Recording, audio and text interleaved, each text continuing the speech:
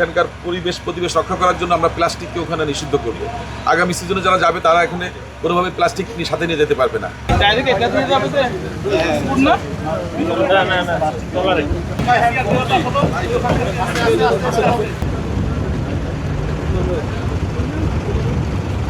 দীর্ঘদিন থেকে একটা ট্রেডিশন চলে আসতেছিল, মানে এটা আসলে সত্যিকার অর্থে বলা চলে যে কেউ এটার দায়িত্ব নিয়ে কাজ করছিল না। তো আমাদের সরকার গঠন করার পরে আমরা চেষ্টা করছি বাংলাদেশের পরিবেশকে সুরক্ষা করার জন্য। এবং আপনি অবাক হবেন যে আমরা গত 6 মাসে প্রায় 1800 একর জায়গা আমরা উদ্ধার করেছি এবং সেখানে আমরা বনায়ন করছি। তো আমরা চেষ্টা করছি আমাদের দায়িত্ব সঠিকভাবে পালন করার জন্য, এবং আমাদের প্রিয় নেতা তারেক রহমান সাহেব প্রতিনিয়ত আমাকে নির্দেশনা দিচ্ছেন যে কীভাবে আমরা আমাদের এই দায়িত্বগুলো পালন করব। তো আশা করবো যে আগামীতে হয়তো এই ধরনের বিশৃঙ্খলা হবে না, কারণ দেখতে পাচ্ছেন যে আমরা দায়িত্ব নেওয়ার পরে এখন আমরা এই 20,000 গাছ লাগানোর পরিকল্পনা করছি, যদি লাগে আরও আমরা করব।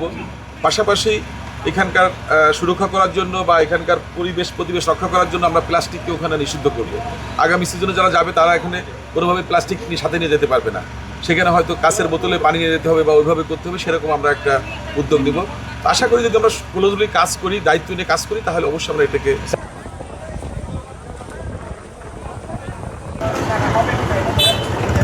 হুম